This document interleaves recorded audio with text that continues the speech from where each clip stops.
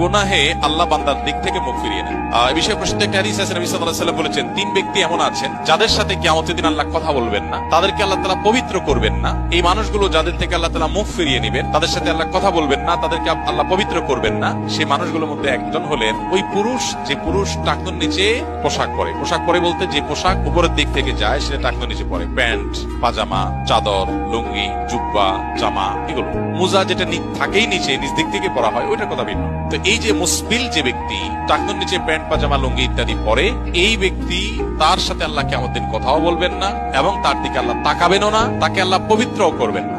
এই তিনটা ভয়াবহতা এই ব্যক্তির জন্য আছে, যে ব্যক্তি টাকনুর নিচে প্যান্ট, পাজামা, লুঙ্গি পরে। আমাদের দেশে অনেকে আছেন মসজিদে নামাজ পড়তে আসলে তখন প্যান্ট ভাঁজ করে। অনেক মসজিদে মুয়াজ্জিনরা মাইকে বলেনও টাকনুর নিচে যাদের প্যান্ট আছে প্যান্ট গুলো উঠায় নেন। নামাজের জন্য এই কথা কেন বলবেন? এই সম্পর্কে একটা জয়ীফ হাদিস আছে যে মুসবিল ইজারের নামাজ কবুল হয় না। হাদিসটা সহিহ সূত্রে বর্ণিত না। বিশুদ্ধ হাদিসগুলো সবগুলো হলো কমন